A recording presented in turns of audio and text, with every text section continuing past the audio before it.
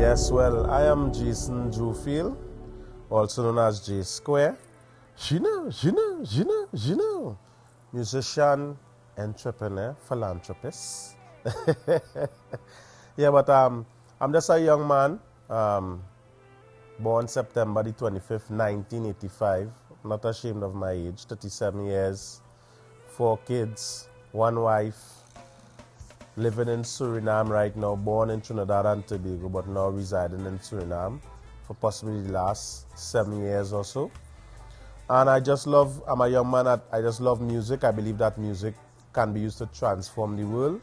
I believe that it's one thing I want to be known for, is really has to be connected to music. I believe many times people want to be connected to so many different things, but I believe that through music, we can change a lot of lives. We can impart the gospel into people. We could transform families. Sometimes people sad, down and out. Music has the ability to change your emotion. It has the ability to make you feel happy, angry, hopeful. Even when it looked like back in the slavery days, the things that really helped a lot of them to go through some of those trying times was music, singing. Sometimes when you're down and out and depressed, you hear people sing. So I think people take music very lightly. I don't take it lightly at all, and I believe that as God gifted me this talent, it was used to impact the lives of people, Trinidad, Suriname, the Caribbean, the world. So I'm a music person. Well, the name J Square came from a friend of mine called Alicia Wilson. A day she called me and she was like, hey, I have a name for you. I was like, hit me. And because my name is Jason Jewfield, starts with 2 J's, she was doing algebra and she said J multiplied by J is J square, J to the 2nd power. At first I didn't like the name, I felt it was ridiculous. But after she put down the phone and I really thought about it, I was like, this is really a good name. And so I started to call myself that ages ago. I can't even remember how long ago that is. And that has been my name ever since. Some people only know me as J Square. Some call me Pastor Square. All kind of square things. Some people don't even know what my real name. They don't even know my name is Jason. So that's where the name came from. J was always about building the gospel industry, not just the gospel artist or gospel minister. And he believed and still believes that the industry would be able to maintain all those who are involved in that industry, where they won't have to find a job outside if they don't want to. But the industry itself could support the individual and their families. And he went about doing this by not attacking the system head on. I would have done that. I would have attacked the system head on. But what he did is wherever it had a door, he found a way to work around it. And as he said, I remember he once saying, here what? I will go, lead the way, cut the path, and then everybody will follow. So he did a lot of things as a leader by example. He wasn't afraid to push the envelope and to do things and to be creative. Another way he did it is by unity. He believed in a unit. So that's how you got the Southside Alliance. That's how you got HTE. He was always about that whole comrade vibes and bringing everybody together to accomplish something. Actually, no, it did not start off with singing. I never wanted to be an artist. I always wanted to be a drummer. That was my first passion. That's all I wanted to do. I wanted to play drums. So since I was a baby, I was playing and beating pot spoons all over the place. And I think my mother got tired of me. And so maybe I can't even remember how old I was. Very young, they bought me my first trap set, maybe 3-4 years. I started playing that all over. Then she invited my cousin, Mark Daniel. At that time, he used to play drums before. So he came home and started to train me to play drums. And then I started to play drums in church.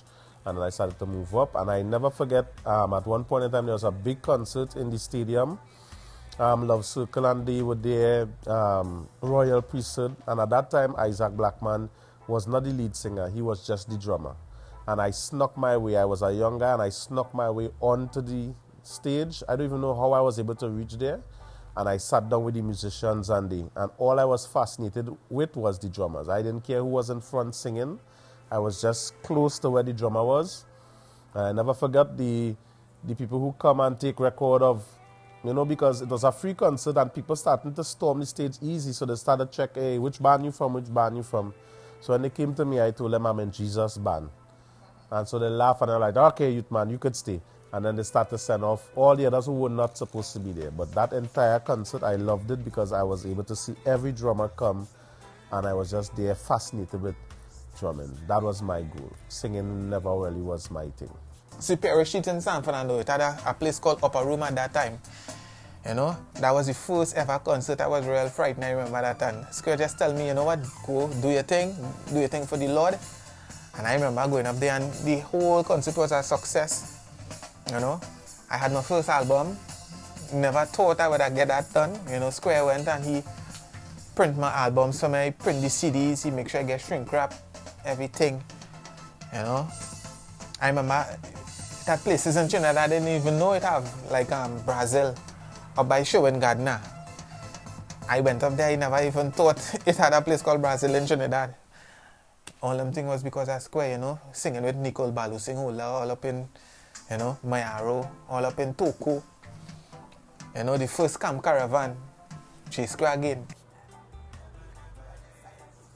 Well, that really started off during our worship practice. Must say big up to my church, Voice of Trap Ministries too, one time.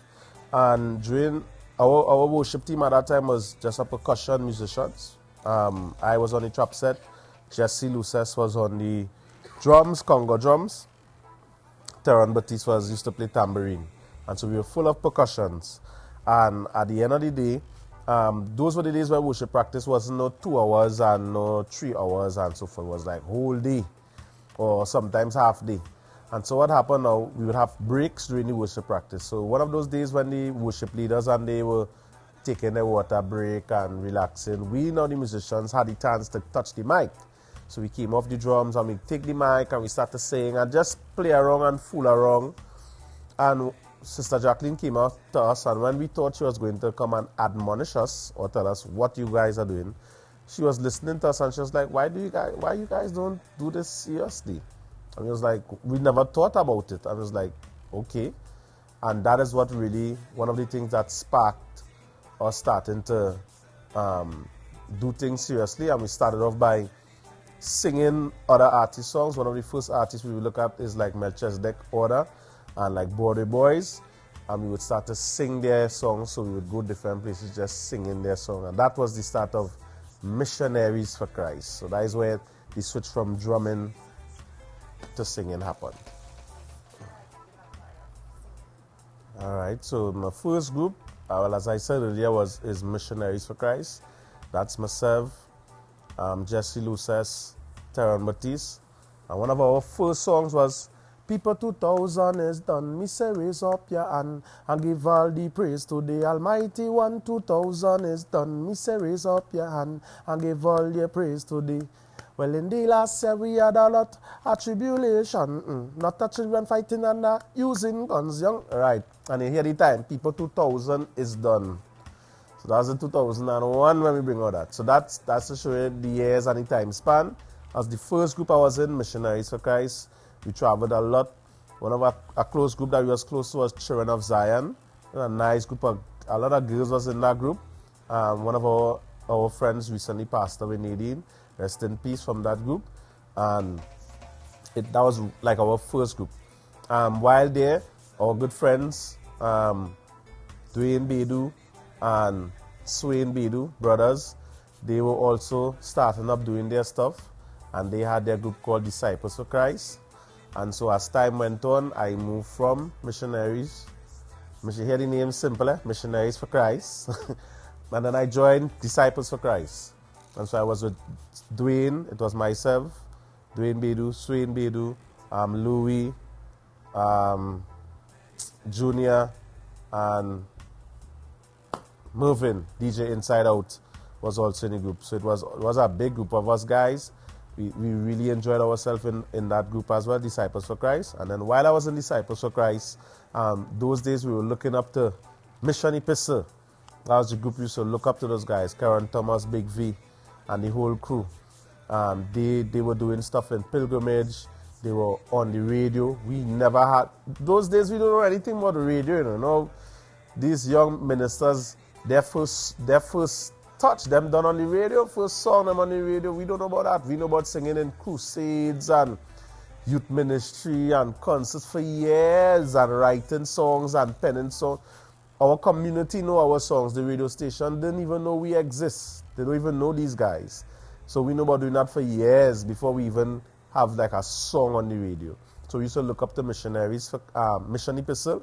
And one day, Karen spoke to me about, hey, he's interested, you know, I could link with him. And that was a very big deal for me. So when I spoke to Dwayne, he was the leader of the group at the time, I was like, hey, Karen Thomas telling me, you know, I could come across the Mission Epistle. He was like, hey, take it. It was never a question of, no, I want you to stay with us. He was like, hey, go ahead, take it. And I was with Mission Epistle. And the Mission Epistle taught me a lot in terms of projection of my voice, stage performance, stage presence, how to interact with the crowd, a lot about ministry. Mission Epistle was very heavy in a lot of ministry. They were very ministry minded and how to use a band and to connect with people. And it's not just about the music, it's about touching souls. Because we were young teenagers back then, you know. We just on singing and girls and we outside. You understand me? But they really helped to there was a really nice, good family. And Mission Epistle was the last group that I was a part of.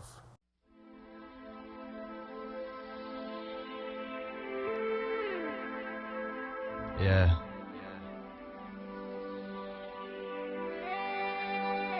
For the most high, yes, I pray. I love him always. And it's high, Christians meditate. Think on the Father, cause him so great. Alright, sing it again and meditate. He's always on time, never, never late. Yeah, me say, meditate. Think on the Father, cause him so great. Alright, Christians meditate. Jesus Christ. Your love is so real. In your presence, I bow and I kneel. I had the privilege to work with J Square for some years, and it was really, really fun times. And I will say personally, J Square is one of the greatest artists that I ever worked with. When I had my group Mission Epistles, I remember the two lead singers would have been Victor Aki, aka Big V, and myself. We were the two lead singers. And after a period of time, Big V, you know, he went on and to his own solo career. And here comes Mr. J Square. And back then, I used to work Federal Tires. And every day that God make, J Square will come and check me and work, because he was working not too far from me, like we just say a stone throw away. And J Square will come and check me, and we'll sit down and just pen song after song after song. We would talk. The relationship was so tight, and that is before we even touch stage. And we would just be able to work on songs, and whenever we touched stage, it was ecstatic. I mean, it was a real awesome time. And J Square is also good as a PRO. There can't be J Square that setting flyers, organizing meetings, and bringing structure. And I rate J Square for that. So I would say, I mean, J Square is one of the persons that took Mission Epistle to another level. In terms of us getting nominated to the Marilyn Awards. So that was a blessing in itself, you know. All right, so my first ever song was recorded in KMP Studios by Mr.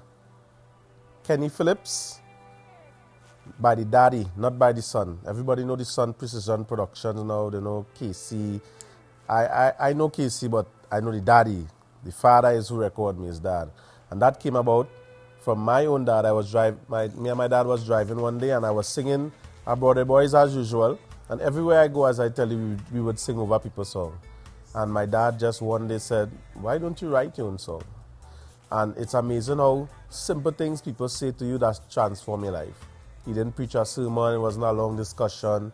It's just he hear me in the car singing somebody else's song. He's like, why don't you write your own song? And when he said that, I was like, it's as though you didn't think, wait, I could do this. And so I wrote my first song. Jesus Christ, man him die for I. Jesus Christ, not talking about Selassie I. Jesus Christ, man the reigns on high. Praises to the King, praises most high. But I love for Jesus Christ like a book me a study. If Jesus Christ was books me would I need a library. Cause Jesus Christ is the man who set me free from all the bondages of the enemy. And right. And then my dad took me to that's his studio we know in Palmas. I'm a South boy, so from South we went down there to Mr. Casey and sang. That's the first time I ever heard myself on a track, on a CD. I cannot describe to you that feeling, that emotion of holding that CD in hand. It never even played on radio. It was never released, but it was mine. And just having that there, and I went back to my boys. I was still in my Missionaries for Christ, I think. I went back to Jesse, and Jesse heard it. Jesse was like, wow. And then Jesse have a bad song because he went right after me and do one. His song is Slew Satan on them. Satan want to cause the Christian a problem again. Slew the devil's device. Yeah, judgment. And what? Jesse was mad. Better than mine. You understand me? But when Jesse saw me do it, he went and do it. And that is how I shared it with Silencer. So my first song was just for my friends to hear. That was it. They heard it. And for me, that was amazing. I was pleased. I didn't need anything. I never heard it on the radio. It was never played anywhere. It was just for me and my friends. That's my first song. Name of it is Jesus Christ. He is very out of the box. No pun intended, seeing that his name is actually Square. But my first interaction with Square was at the studio that we're in here, ACTN, formerly known as Acts 25. He co-hosted a gospel music show called Bring the Rhythm. Co-hosted that show with Mention.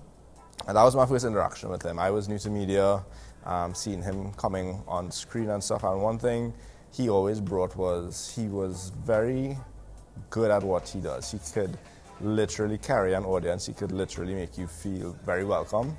And for a person that wasn't, I assume that was his first time on television as well in that capacity. And the way he just took the show and made the artists, made all the guests feel so welcome was something really, really nice to see. And our relationship grew from there. I actually shot 2 music videos for him. First one being None Like Jah. And that in itself was an experience, carrying 3-4 cameras up into the jungle with a generator to power lights. And I mean, it was really nice. And then the second music video was Christian Girl. So, I mean, over the years, just seeing Square go from that gospel industry. And then he was one of the first persons that he had something called HD, I think it was his music label. And it was really nice to see the way he took young artists under his wings. That was something that we were heavily involved in gospel music at that point in time, and to see him, grooming, and him being a young person himself, was really nice to see. One thing with Square, he was never afraid to say stuff or sing about stuff that other people were afraid to sing about. All right, well, as I say, once that happened, it was what they call it, like an avalanche effect, a ricochet effect. So all my other friends started to do recordings. And I think at that time, Disciples for Christ, they even started to do recordings. But through that, I started to join. That is when I was coming around Mission Epistle in those timing. So I let like Karen Thomas and they hear it, etc. And what happened is, I think around that time, Christ Dimensions would bring out rhythms. And what Christ Dimension would do is a lot of young ministers, young artists, they would give them a chance. And so they were having practice, and that is where I came to with Karen Thomas Sunday, and they brought me there. And they had a beat, I forgot the name of the instrumental, and they told me to write something to that. So I already had this song kind of way. No, I didn't have anything pen actually. So it was a dancehall, and the song I wrote, it was Christians meditate, Think on the Father cause him so great, oh. Christians meditate, oh yeah. Jesus always on time, never, never late. We sing again, but I meditate. Think on the Father cause him. It was dancehall. So I wrote that song, but it never was used for the rhythm. But so because of that, I had that song already written down, right? And then in time to come, around that time, we actually connected with Jazz Servant. And when we connected with Jazz Servant around that time, so there's a lot of things happening right in the area. Then now, Jazz Servant was working on an artist, somewhere, I forget his name, boy, but he was working on an intro and an outro for an artist album. So I'm just there in the studio chilling with Jazz Servant, and I'm playing tap, tap, and I listen to the beat and I'm like, ooh, that bad surfy, boy. And then I say, that's a rhythm you're doing or something. He said, nah, that's just an intro and an outro for somebody's album. I said, that whole nice beat is just an intro and an outro for somebody. I say, hey, here is Christians meditate. Think on the Father cause him so great. Oh no, me sing it again, but I meditate, alright. I say, what? That working on? The rest is history. One of my fondest memories of J Square is the time when we used to sing until we go on concerts. We fresh, but I'll come out with a 3/4 pants, a think a long sleeve shirt, a long colorful socks. Long colorful socks with a square tip on the foot. Fresh to that, nobody could not stop him. There's one thing about him. He always strong in his mind about his dressing. You don't play with that. And you can't tell him hey, you're looking off because he know he's looking good and he's fresh and he's clean now. There are plenty more memories, but I just one of the best one, I'm telling you. My brother for life. Yeah, well, that feeling is, it's unimaginable. And sometimes I think you only truly appreciate it after it is gone. Then you realize, wow, it really was amazing, And that would be that song Meditate. When I released Meditate, I didn't expect, like my expectations wasn't, I'm gonna be mega, it's gonna be huge. And then now you're hearing it playing once, they hear they play it again on the radio, they hear you play it a few times, they hear you're part of the special segment. Then you're walking on the road, you're hearing a car playing it, you're hearing somebody, friends calling you, hey, I just heard your song. That feeling really is amazing. It's mind-blowing. It's just the fact that something that you created, so many people, it resonates with so many people, and they love it, they have fallen in love with it, and they have taken it as their own. And in every country that I went to, they really resonated with that song. I remember I was nominated for a Marlin Award for that song as well. So when I went to the Marlin Award, that's in Bahamas, and I went across there, I never forgot when I went to the Sheraton Hotel, I went to meet, it was Monty G, Jamie Thomas Sunday. I wasn't staying at the hotel at that time. So I went to meet them, and I went to the front desk, and I said, hey, I want to see Jamie Thomas, so and so. But when the person heard the names I'm calling, she know Bahamas, they're very accurate with gospel, so they know the artist. So they already realized it's gospel. So the lady was like, do you sing? They know it's artist I'm calling. I'm like, yeah. What's your name? I said, my name, they don't know. What song you sang? I said, I sing a song, Christians meditate. For the time, oh my God, what you do? They take the book, a woman brought her Bible for me to sign her Bible. When somebody wanted to sign on the inside of the Bible, you know it's serious. Her next lady brought out a picture for me to sign with her daughter, a little child on it, and she wanted me to sign behind the picture. She said so that when her daughter grows up, she must know that she met J Square. I was like, all of that. Then RETV in Jamaica contacted me. They wanted me to send the video for them. I was #1 on their station. They loved it. Then Tempo, Tempo's still around. Tempo was #1 on Tempo with the song Meditate. So I remember for Synergy TV, when I I went on Synergy TV and I sang, and when I came, I don't even know how those guys got I don't even know how that is possible. Time I came off Synergy TV, I was getting a phone call from somebody who get my number, called the station to find out, hey, I need an artist number.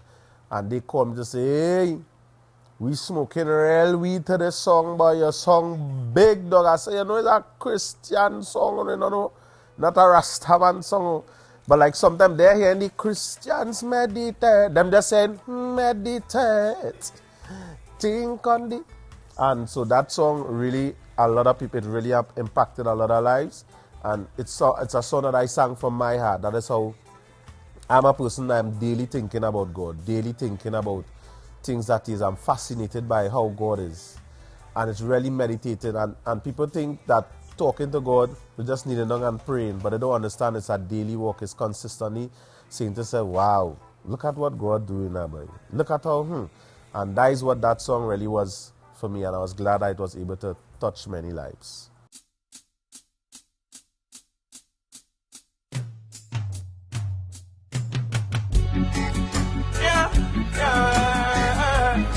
Messiah,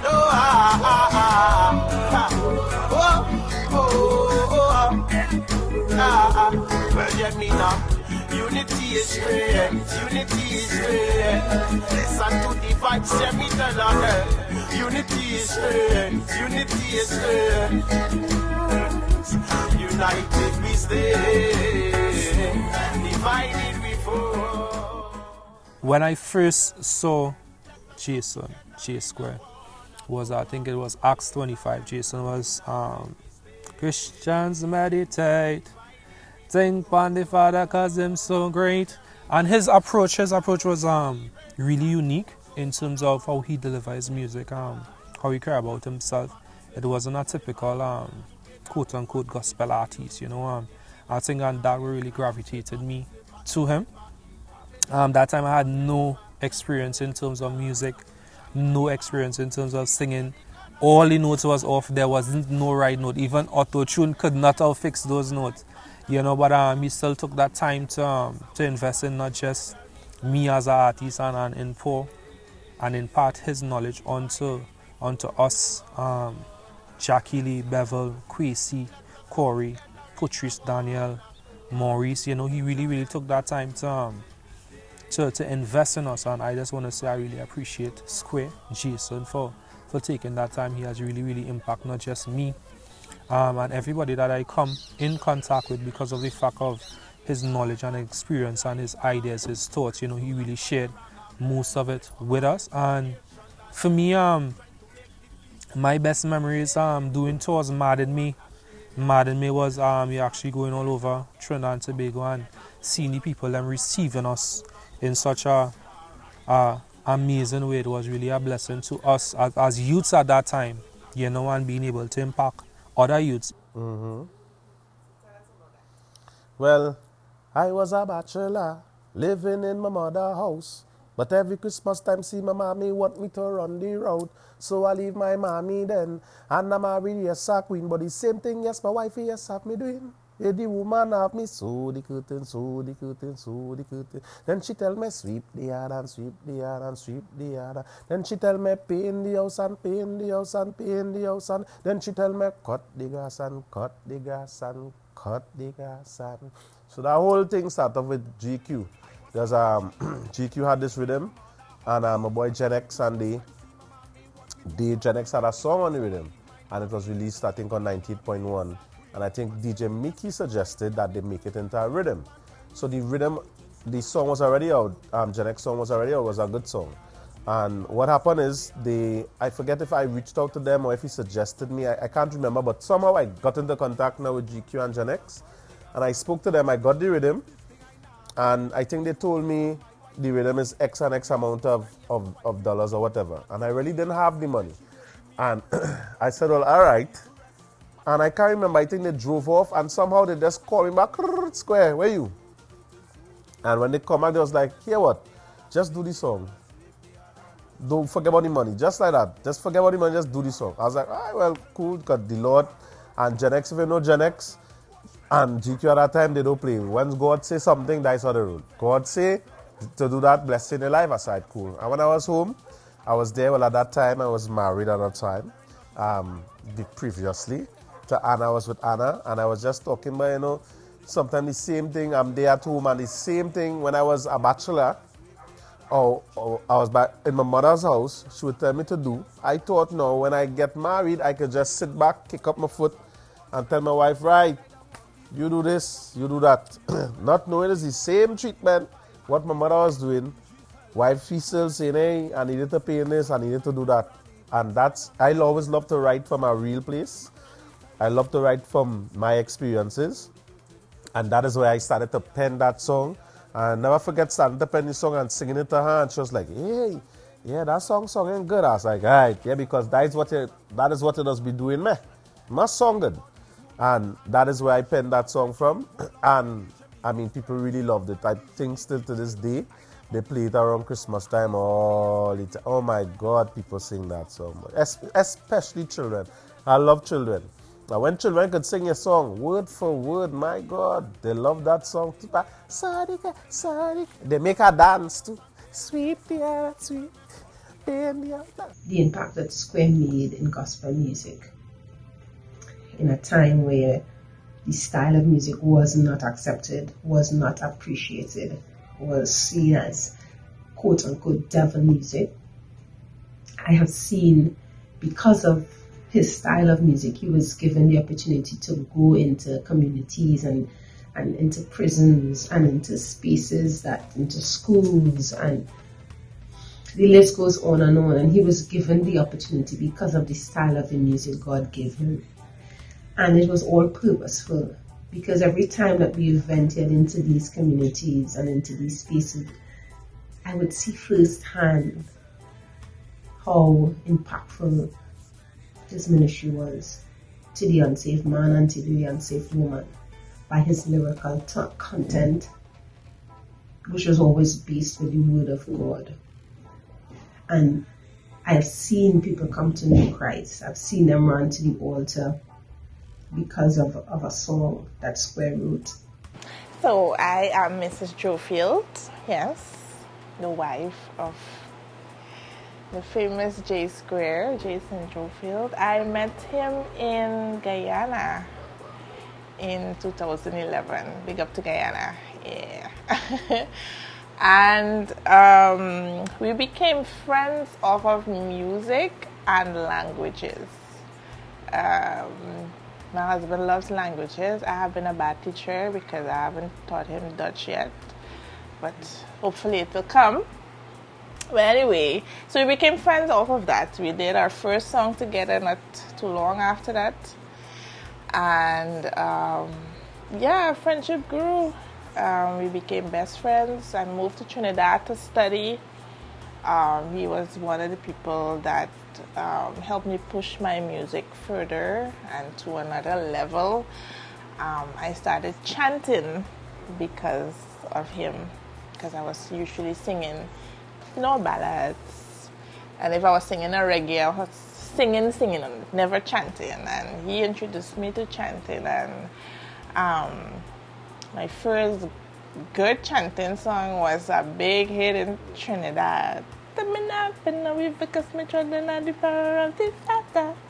So I can say he was a big part of pushing my music further in terms of how I do my music. And if you know J Square, you know that once the topic is music, we could talk for days. And all these stories, all from the start to the finish, I've heard those stories for maybe 1,000,000 times, so I know them by heart. Yeah, man, my family. Well, for me, it really has been a great journey with friends, my family. Well, you see my history, you see where I started off with Missionaries for Christ, Disciples for Christ, Mission Epistles. So I was always a part of a group. After that, I connected with some guys called True to Culture, and I started to push my first album throughout Trinidad here with them, and I was a solo artist. But I always loved the togetherness of fellow artists coming together. And so, being from South San Fernando, a lot of us would always come together at various concerts, events. And so we just became great friends all over. I could call a few: Anta Skeet, Elisha, Cohen Duncan, Q, Silencer, well, of course, Mission Epistle, Farmer. Man, the whole list goes on. Those boys, Sons of Zion, Chriselle, Virtuous, Empress Records. Man, it was good. It was really nice. Going to different, we would critique each other. We would encourage each other. We would rebuke each other. We would tell each other, hey, you could do better, or your stage performance was lacking, and that's what I loved about the community that we had back then. We would really be looking out for the best interests of each other, so that when you did good, it wasn't really about the fans saying you did good. Because to be honest, as an artist, when fans like you, it doesn't matter what you bring out, they always like you. So when it is you bring out a song, yes, the radio, getting the approval from the radio DJs or from radio announcers or the people requesting your song, that used to be very good. We don't dispute that. But one of the great compliments that I used to look forward to is a fellow artist. You want to hear what they say. Because when Antas call me and say, hey, I hear that song, man. You hear it, eh? You come real good there. See that line? Because they're analyzing everything. And they would be a harshest critique. And so when we did good, Southside Alliance would say, hey, you did real good. When you didn't do good, you notice you hear nothing, you get no phone calls. Then when they meet you in person, say, I find you could have do better. Your writing was a little lackadaisical, you know. That's the kind of relationship that we had, and I really enjoyed that. I have that family in Trinidad and Tobago, and therefore I've also extended that family throughout the world as well, by the various countries that I was able, God has blessed me to travel with, and I really love traveling within the Caribbean. So, just over the top of my head, definitely Guyana, Suriname, French Guyana, but that wasn't through music. But New York, England, at one point in time, England was my second home. My DJ, everybody was from there. Ed Holland Jr., Ram One, all my boys and them was there in Holland. Down in Bournemouth, that is in the south of England. So I have my boys and them there. Then I have like, let me see if I could call everybody according to the area. Then Dominica, I had some guys there, but not much. Barbados, St. Lucia is my boy, Shem and Shreffler. And my boys and them there in St. Lucia. Bahamas, of course, Manifest, the whole Dunamis Records family, WD, Mr. Beads, you know, all my boys and them in Bahamas. Love Bahamas family. Grenada, I did St. Vincent, right? St. Vincent, Beckway, all those countries. I try to meet many artists and build a nice family of friends. Because for me, it's very boring traveling alone. I don't know how maybe many artists of today's times like it. But it's very boring traveling alone, and I don't like to experience something alone. Because when you go out and you experience something alone, then you have to come back and try to convey that experience to somebody else. It's hard. I love when I have experienced it with people. Both of us could enjoy the moment. And it's easier for us to even tell us, hey, tell them what happened. And you're like, what? I talk or you talk? You talk. So I've always loved having experiences with multiple people. And I love bringing people together. So that has been my joy, the family that we have in terms of music, Southside Alliance, and yeah, just traveling the world. So my first interaction with Square, I can remember my brother Cohen, he had a song for us to do together, right? Yeah, that was on his Bring Down album. The song was Please Turn Around from Them Evil Ways Again. And I remember he come home that evening and he said, Karen, because he wanted somebody else to feature on the song now. He said, I meet the perfect person, dog. I was like, who's that? He said, the man was going by the name J Square. So I was like, you know, because we basically knew everybody at that point in time in the music now. And when I met him, you know, a real cool ghetto youth. Because I'm that Square, you understand? Come through, that he seen thing. And when I heard him sing, his voice, his style, everything was just so refreshing because it was original. And since then we link. And if there's one thing I could say about Jason is his drive was always something that I admired. He was always somebody so driven about the music, passionate about the business side of it, and how to, really bring across a product that was palatable for Christian youth, but it could still be self-sustaining to you as an artist now. He was a person that really studied the business, and really kind of turned himself into somewhat of a CEO. And from a distance looking on, I really, really always appreciate that about him. Mm-hmm. HT, man, heaven touching earth music. HTE. I always tell people that HT to me was one of my best times of music. I totally enjoyed it. I loved that time of music. Why is because, as I say, I don't like to experience stuff alone, and I felt HT I was able to see the fruits of my labor, and I saw my guys reach the places that even I didn't reach, and to me that was just amazing. So from young I was always studying. I've always studied groups and record labels. So I would always study the Wu-Tang Clan.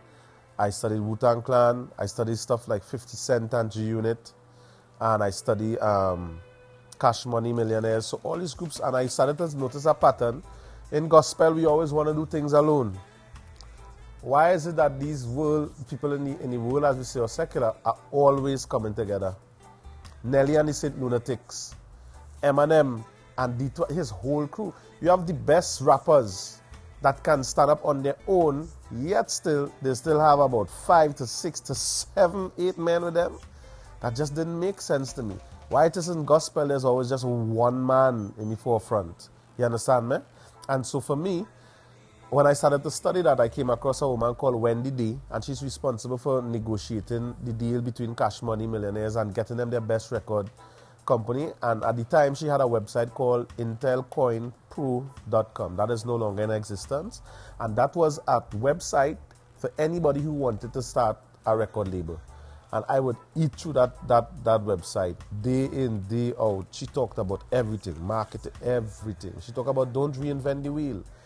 The pointers that woman, and it's a white woman, the pointers that woman gave in that website is gold. If you YouTube her right now, you'll see many people credit her for some of the great advice. She is amazing when it comes to record company, business, everything. And I would eat her knowledge whole day, every day. And so while I was doing that, I decided, I wanted to also bring together a record label like that. And my first artist that I signed was Kwesi Fontenelle. Kwesi was the first man that I brought on board. I can't even remember how I connect with Kwesi, to be honest, but I just know I connect with Kwesi. Then second one, that was Jackie Lee. Well, I remember how I meet Jackie Lee for sure. That is my little cuz. Come by, man, and say, hey, cuz, my father said to check here. And we connected. When I heard his voice, I was like, hey, immediately we move in. And from there, I added on the rest. We had Zion Youth and Corey Romaine, Patrice gangster herself into the record label because she heard through the grapevine I starting up something. And she said, you can't be starting up something and I'm not involved in that. So Patrice gangster herself inside. And then we had Bevel and, of course, Maurice Marshall in the later end. And then at the side, I had Empress Records, which was with Raquel, Gospel Diva, Ayana, and Chriselle. So with HTE, for me, it's all the knowledge that I had already learned, everything that I was taught from Mission Epistle, go right back. I was able now to impart into other ministers because I was always doing that. I would go and see ministers do stuff, and I was always talking to young ministers upcoming. And so this time I got a group of young ministers where I could really work on. And when I started off, I mean, a lot of people had negative things to say about my artists. Some people find Bevel Joseph's sound was too old school. Some people find Keely voice was too high. Some people find Zanyud couldn't sing. He out of timing. Some people find Corey was too ghetto. They had all kind of stuff to say in the earlys. But as time went on, all those talks, people couldn't see what I was doing. You understand? Because they would invite J Square to come, and when J Square come, I sing one song, and then I have my guy sing. And I never forget when I was pulled to the corner at a point in time, and they say, we know what you're trying to do with your art. He said, but we really want to hear you sing. We really wanted you. So to go from that to then when, let me say a year later, where it is when I come, they don't want to hear me sing no more. Where Jackie? Jackie is not here. Where's Zion? I say, look at how people does change and transform. Before, you only wanted to hear me. You didn't want to hear them. Now, all they don't want to hear me. And I just love that. HT was really one of my best years. I would do it again. I loved it. I enjoyed it.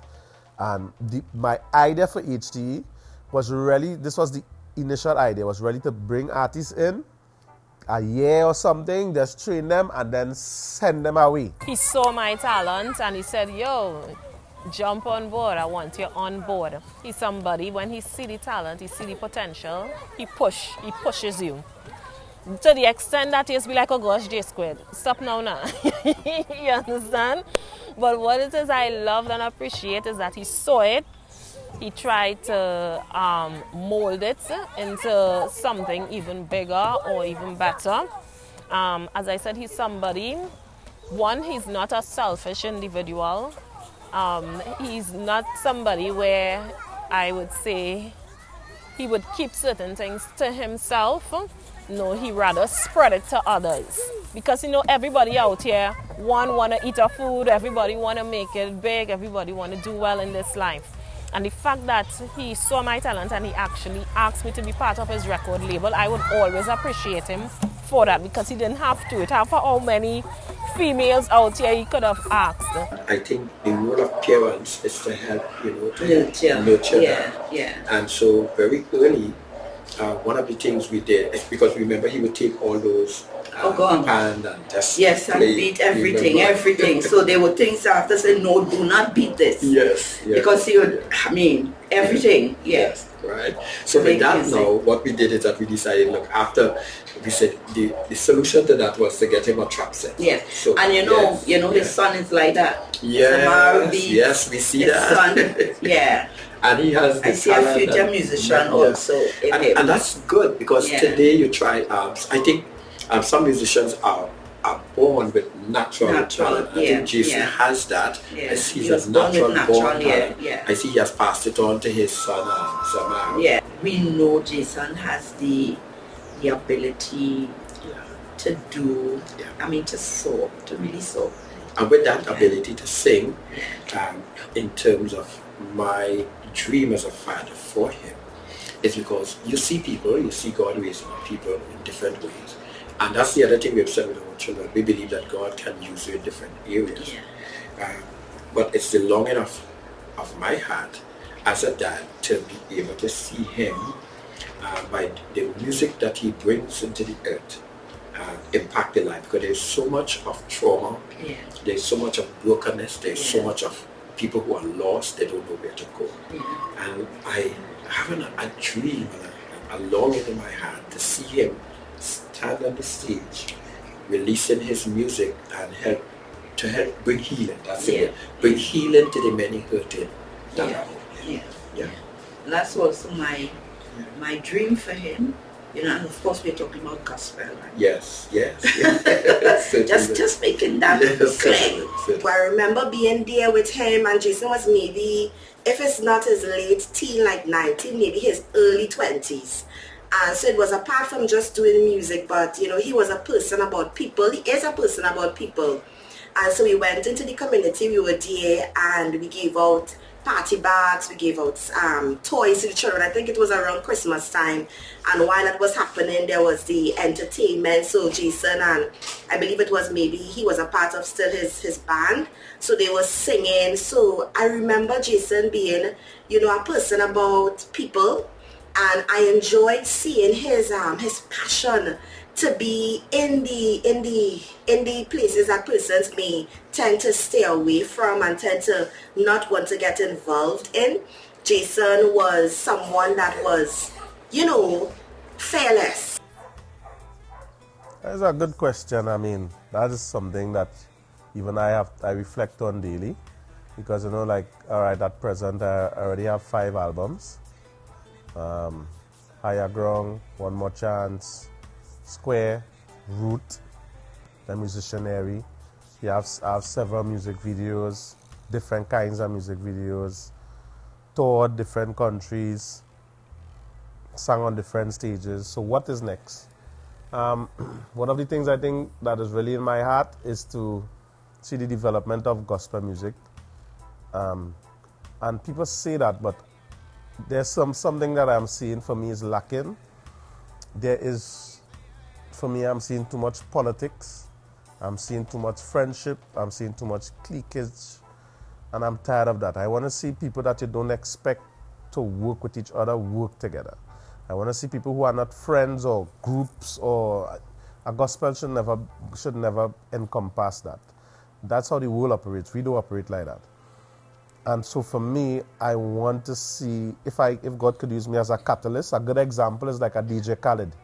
Right now, I think I want to be a DJ Khaled in gospel. I'm not per se the artist per se, but I'm the one literally like a catalyst, bringing different artists together and doing projects. And the projects might come out as it's a J Square project, but when you listen, you don't hear my voice, but you hear 3-4 different artists singing, coming together. And I want to do certain shows, festivals. And it's not about a show or festival, but it's really to impact so many lives. Because as I was saying earlier, I was telling my wife earlier, I said to her, hey, let me tell you something. Gospel artists are the most talented sort of artists that I have come across, and many people have come across. In terms of when you look at many artists, they start off singing in church, even those who are no longer gospel. Gospel ministers are trained from young to deal with vocal, with their voice, their writing. They focus on so many things, and when you hear the talent, it's amazing. However, the impact in the country, I feel as though we are not as impactful as we should be. I think we are just impactful in our community, but outside of that, you don't feel the impact, or enough, I should say. So, for example, like I see, like how you see how Jaranus, you feel Jaranus' impact not just in the gospel world. He's a young man that I looked at from a long time, but you saw him outside of that. I want to see more gospel ministers like that. Even like how Positive was at a point in time to global. There was not, even though they carry the title or the name of a gospel artist, they are not just in the church, but they are across the board, impacting lives through the music and the ministry. So if I can be used to influence someone like that, that is what I want. And to build festivals and to do stuff to impact the nation. Right now, Trinidad and Tobago, the crime rate is so high, it's terrible. And I'm saying to myself, what are the ministers and they doing at this point in time? We're just having more concerts and festivals for ourselves. What are we doing? So are we not seeing what is happening in our country? Are we not even going to make an attempt to try to do something to highlight the situations? Is it that we are just saying, well, that's how it is? That is where my aim is at. That's why one of my brothers, God rest his soul, Gita Dan, I love Gita Dan to the max, because while we were out there in the trenches, and even Uncle Roy, rest his soul as well, these are my brothers. We were out in the trenches. We had no focus. We really didn't care about singing on any big stage in gospel per se. Our focus has always been on the streets, outside. People who don't want to hear about God, don't want to hear about Jesus, that's the people we want to reach. So if you ask me what is for me next, it has to be something that is tailored towards the world. Nothing to do with people who love Jesus. You done saved, God bless you. My focus is not you. I love how Gita Dan is one like that. Every community knew who Gita Dan was. They knew it. And everybody knows his gospel. But I love him. His talent, and he's out there. He's reaching men and women for Christ. And that is what I think our focus should be. And that is what I would love to do. Reach out to the communities, and also in the gospel circle, bring us together. Let's forget about the cliquage. I don't have time for that. If somebody's good, he's good. And that's it. I don't care if who is what friend, who from north and who from south. I don't have time with that. If you're good, you're good. And then let's work together.